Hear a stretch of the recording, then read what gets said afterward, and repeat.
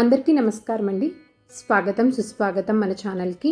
ఈరోజు వీడియోలో వరాలనిచ్చే వరలక్ష్మీదేవి వ్రతం యొక్క పూజా విధానం అనేది ఏ విధంగా చేసుకోవాలి, అసలు ఆ రోజున ఏమి చేయాలి, వాయనంని ఎలా ఇవ్వాలి, తోరంని ఎలా కట్టుకోవాలి, కలశంని ఎలా పెట్టుకోవాలి, ఇంకా మరెన్నో వాటి గురించి క్లుప్తంగా ఇప్పుడు ఈ వీడియో ద్వారా తెలుసుకుందామండి. వీడియోని స్కిప్ చేయకుండా చూడడానికి ప్రయత్నం చేయండి. అప్పుడే మీకు కావాల్సినటువంటి పూర్తి సమాచారం అంతా క్లియర్గా మీకు అర్థమవుతుంది. శ్రావణ మాసంలో వరలక్ష్మీ దేవతా పూజ అష్టలక్ష్మి పూజలకు సమానము. ఈ దేవతను పూజించడం వలన అష్టైశ్వర్యాలు అయినటువంటి ప్రేమ, సంపద, భూమి, శిక్షణ, సంతోషము, కీర్తి, శాంతి మరియు శక్తివి వంటివి లభిస్తాయని ప్రగాఢ విశ్వాసము. అయితే ఆడంబరాలు అనేవి కాకుండా, ఐశ్వర్యం కోసం కాకుండా ఆ అమ్మని నియమ నిబంధనలతోటి, నిశ్చలమైనటువంటి భక్తితోటి పూజించడం వలన దానంతటా అదే ఐశ్వర్యం అనేది వస్తుంది. శ్రావణ మాసము శుక్లపక్షంలో పౌర్ణమికి ముందు వచ్చేటువంటి శుక్రవారాన్ని వరలక్ష్మీ వ్రతంగా చేసుకుంటారు. ఏదైనా కారణాల చేత ఒకవేళ ఈ రెండో శుక్రవారం రోజు నాడు వరలక్ష్మీ వ్రతంని చేసుకోవడం కనుక కుదరకపోతే తర్వాత మరలా వచ్చేటువంటి శుక్రవారాల్లో చేసుకోవచ్చు. అయితే ఈ వ్రతాన్ని ఎలా చేసుకోవాలో ఇప్పుడు చూద్దాము. వరలక్ష్మీ వ్రతం రోజున తెల్లవారుజామునే లేచి చక్కగా ఇంటిని శుభ్రం చేసుకొని, ఇంటి ముందు చక్కటి రంగవల్లనేవి వేసుకొని, గడపకి పసుపు కుంకుమ బొట్లనేవి పెట్టుకొని, మామిడి తోరణాలతోటి పూలమాలలతోటి గుమ్మాన్ని అలంకరించుకొని, ఆ తర్వాత తలస్నానం అనేది చేసి చక్కగా శుభ్రమైనటువంటి దుస్తులను ధరించి పూజకు కావలసినటువంటి సామాగ్రిని అలాగే నైవేద్యాలు అన్నింటినీ తయారు చేసుకొని అప్పుడు పూజని ప్రారంభించాలి. అయితే ఈ పూజని ఇంట్లోని పూజా మందిరంలోనూ చేసుకోవచ్చు, లేదా ప్రత్యేకంగా ఒక మండపం అనేది ఏర్పాటు చేసుకొనైనా చేసుకోవచ్చు. అయితే లక్ష్మీదేవిని ఈశాన్య దిక్కున పూజిస్తే కనుక మంచిది అని పురాణాలు, పండితులు చెప్తున్నారు. కనుక మీకు వీలైతే మీ ఇంటి ఈశాన్య భాగంలో పూజకి స్థలాన్ని సిద్ధం చేసుకోండి. అలా ఏర్పాటు చేసినటువంటి మండపం పైన బియ్య పిండితోటి చక్కగా ముగ్గులనేది వేసి, పసుపు కుంకుమ బొట్లనేవి అలంకరించుకొని, ఆ పీట మీద మీ దగ్గర ఉంటే కనుక కొత్త తెల్లటి వస్త్రాన్ని కానీ ఎరుపు వస్త్రాన్ని కానీ పరిచి, ఆ తెల్లటి వస్త్రం మీద బియ్యం అనేది పోసి దాని మీద లక్ష్మీదేవి చిత్రపటాన్ని ప్రతిష్ఠించుకోవాలి. అలా ప్రతిష్ఠించుకున్నటువంటి లక్ష్మీదేవి చిత్రపటాన్ని పసుపు కుంకుమ బొట్లతోటి, గంధం బొట్లతోటి అలంకరణ చేసుకొని, అమ్మవారికి ఇష్టమైనటువంటి పువ్వులతోటి, పూలమాలలతోటి, మీకు ఒకవేళ దొరికితే తెలుపు పూలను ఉపయోగించుకోండి.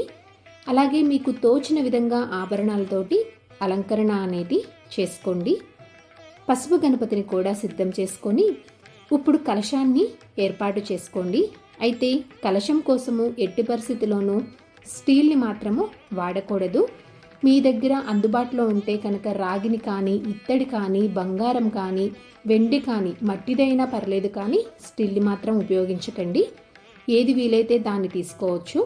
అయితే ముందుగా రాగి కానీ, ఇత్తడి ప్లేట్ని కానీ తీసుకొని చక్కగా ఆ ప్లేట్కి పసుపు, కుంకుమ, గంధమ బొట్లతోటి అలంకరించుకొని, ఇప్పుడు అలంకరించుకున్నటువంటి ఆ ప్లేట్ని మండపం పైన ఉంచి, ఇప్పుడు దానిలో 5 గుప్పిళ్ళ బియ్యం అనేది వేసి సమంగా పరుచుకోండి.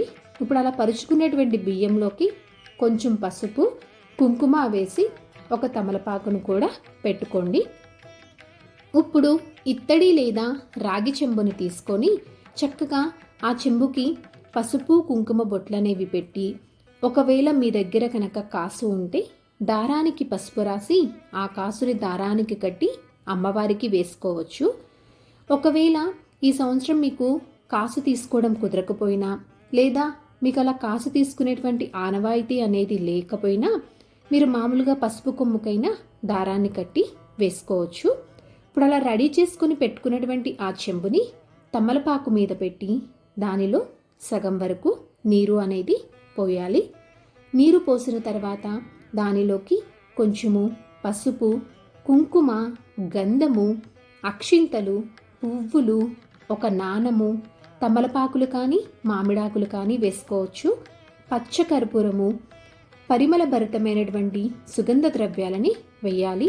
మీ దగ్గర ఒకవేళ ఉంటే, అందుబాటులో ఉంటే యాలుకలు, వట్టివేళ్ళు, లవంగాలు వీటిని కూడా వేసుకోవచ్చు. ఇప్పుడు ఒక కొబ్బరికాయని తీసుకొని చక్కగా కొబ్బరికాయకి పసుపు కుంకుమ బొట్లనేవి పెట్టి ఆ చెంబు పైన ఉంచి దానిపైన ఎరుపు రంగు కానీ ఆకుపచ్చ రంగు ఉన్నటువంటి జాకెట్ ముక్కని పెట్టాలి. ఆ తర్వాత గాజులతోటి, పూలమాలలతోటి, పువ్వులతోటి మీకు తోచిన విధంగా ఆభరణాలు, వస్త్రాలతోటి అలంకరణ అనేది చేసుకోవాలి. ఈ విధంగా కలశం ఏర్పాటు చేసుకొని పెట్టుకోవాలి. కలశం ఏర్పాటు చేసుకున్న తర్వాత తోరాలని, వాయనాలని ఏర్పాటు చేసుకుంటే కనుక మనము పూజ చేసేటప్పుడు మధ్యలో మళ్ళీ ఇంకా లెగ్సి వాటిని తయారు చేసుకునే అవసరం అనేది ఉండదు. కాబట్టి ముందే సిద్ధం చేసుకొని ఉంటే మనం పూజకి కూర్చున్న తర్వాత ఇంకా మళ్ళీ లెగవకుండా ప్రశాంతంగా పూజ అనేది చేసుకోవచ్చు. అయితే ఇప్పుడు తోరాలని ఎలా తయారు చేసుకోవాలో, ఎన్ని చేసుకోవాలో చూద్దాము.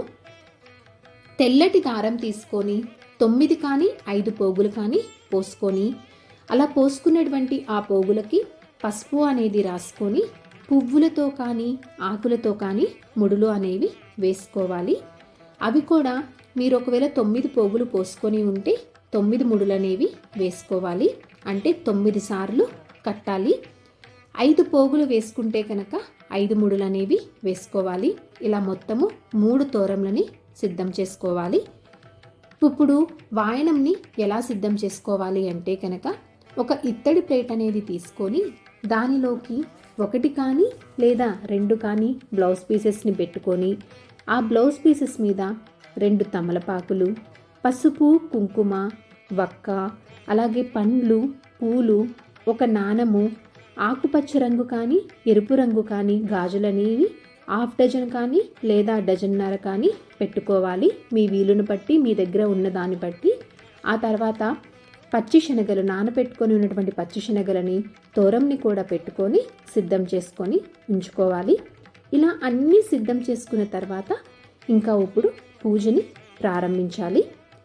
ముందుగా దీపారాధన అనేది చేసి పసుపు, కుంకుమ, పువ్వులు, అక్షింతలు ఆ దీపాల దగ్గర వేసుకొని దీపారాధనకు నమస్కారం అనేది చేసుకొని ముందుగా ఆచమనీయం చేసి ఆ తర్వాత సంకల్పం అనేది చేసుకోవాలి. మనం ఏ పూజ చేసినా, ఏ వ్రతాలు చేసినా ఆ విఘ్నేశ్వరుని ముందుగా ఆరాధించాలి. కనుక ముందుగా గణనాథుణ్ణి ఆరాధించాలి. పసుపు గణపతిని పూజించుకోవాలి. ఆ గణనాథుణ్ణి షోడశోపచారాలతోటి పూజించాలి. అనగా ఆవాహనము, ఆసనం, స్నానం, పాద్యం, ఆర్ఘ్యం, వస్త్రం, యజ్ఞోపవీతం, గంధం, అక్షింతలు, ధూపదీప నైవేద్యాలను నివేదించి నీరాజన కర్పూరాన్ని సమర్పించాలి. ఇలా అన్నీ చేసిన తర్వాత మంత్రపుష్పం అనేది చేసి ఆత్మప్రదక్షిణ అనేది చెప్పుకొని గణనాథుని దగ్గర అక్షింతలు అనేవి వేసుకోవాలి. అలా వేసినటువంటి అక్షింతల్లోంచి కొన్ని అక్షింతలని ఆ గణనాథుని ఆశీర్వాదంగా భావించి కొన్ని తీసుకొని మన శిరస్సు పైన వేసుకోవాలి. ఇంతటితోటి గణపతి పూజ అనేది ముగుస్తుంది. ఇప్పుడు వరలక్ష్మి వ్రతాన్ని ప్రారంభించాలి. లక్ష్మీ అమ్మవారిని కూడా షోడశోపచారాలతో పూజించాలి. ఆ గణనాథుని పూజించిన విధంగానే ఆవాహనము, పాద్యము, ఆర్ఘ్యం, ఆసనం, స్నానం, వస్త్రం, యజ్ఞోపవీతం, గంధం, అక్షింతలు, ధూపం, దీపంలని సమర్పించాలి. ఆ తర్వాత ఆ అమ్మవారికి అదాంగ పూజ అనేది చెయ్యాలి. అదాంగ పూజ అంటే అమ్మవారి ప్రతి అంగానికి పూజ అనేది చెయ్యడము. అదాంగ పూజ అనంతరము అమ్మవారిని అష్టోత్తర శతనామావళితోటి పూజించాలి. కుంకుమ పూజ చేసుకున్నా కూడా అష్టోత్తర శతనామావళి చదువుతూ కుంకుమ పూజ చేసుకోవడం కానీ, లేదా అక్షింతలు వేయడం కానీ, పసుపు వేసుకోవడం కానీ, పువ్వులు వేస్తూ కానీ అష్టోత్తర శతనామావళి అనేది చేసుకోవాలి. ఇలా అష్టోత్తర శతనామావళితోటి అమ్మవారిని పూజించిన అనంతరము ధూపదీప నైవేద్యాలని సమర్పించి ఆ తర్వాత తోరగ్రంథి పూజ అనేది చేసుకోవాలి. మనం ముందుగా తయారు చేసుకుని ఉంచుకునేటువంటి తోరాలని అమ్మవారి దగ్గర పెట్టి ఆ తోరాలకి అక్షింతలు కుంకుమ వేస్తూ ఒక్కొక్క ముడి దగ్గర అక్షింతలు వేస్తూ తోరగ్రంథి పూజ అనేది చేసుకోవాలి. తోరగ్రంథి పూజ చేయడం అయిన తర్వాత తోరంలో నుంచి ఒక తోరం తీసుకొని కుడి చేతికి కట్టుకుంటూ ఇక్కడ డిస్ప్లేలో ఇస్తున్నటువంటి మంత్రాన్ని చదువుతూ కుడి చేతికి కట్టుకోవాలి. తోరం కట్టుకున్న తర్వాత అమ్మవారికి వాయనం అనేది ఇవ్వాలి. వాయనం ఇచ్చేటప్పుడు ఇస్తినమ్మ వాయనము అని చెప్పి మనం అనాలి. పుచ్చుకుంటినమ్మ వాయనము అని అమ్మవారు చెప్తున్న విధంగాన మనమే చెప్పాలి. వాయనం ఇచ్చిన అనంతరము చేతిలోకి కొన్ని అక్షింతలనేవి తీసుకొని వరలక్ష్మీ వ్రత కథ అనేది చదువుకోవాలి. తప్పకుండా ఈ కథని చదువుకోవాలండి. కథ చదవడం అయిపోయిన తర్వాత అక్షింతలని అమ్మవారి దగ్గర వేసుకోవాలి. అలా వేసినటువంటి అక్షింతల్లోంచి కొన్ని అక్షింతలని తీసుకొని అమ్మవారి ఆశీర్వాదంగా భావించి మన శిరస్సు పైన వేసుకోవాలి. ఆ తర్వాత అమ్మవారికి మంగళహారతి అనేది ఇవ్వాలి. ఇక్కడితోటి వరలక్ష్మీ వ్రతం అనేది ముగుస్తుంది. పూజలో ఏమైనా లోపాలు ఉంటే క్షమించమని నమస్కారం అనేది చేసుకొని క్షమాపరాధన అనేది చెప్పుకోవాలి ఆ తల్లికి. సో చూశారు కదండి ఈరోజు వీడియో. ఈ వీడియో మీకు తప్పకుండా ఉపయోగపడిద్దని అనుకుంటున్నానండి. ఇంకొక మంచి కంటెంట్ తోటి ఇంకొక మంచి వీడియోతోటి మిమ్మల్ని మళ్ళీ కలుస్తాను. నేను వీడియోస్లో తెలియజేసేటువంటి ఇన్ఫర్మేషన్ అనేది ఎంతో కొంతమందికి ఉపయోగపడిద్ది అనుకున్నట్లయితే మీ ఫ్రెండ్స్ అండ్ ఫ్యామిలీ మెంబర్కి షేర్ చేసి మీ సపోర్ట్ అందిస్తారని ఆశిస్తున్నానండి. సర్వేజన సుఖినో భవంతు. ఓం శ్రీమాత్రే నమః.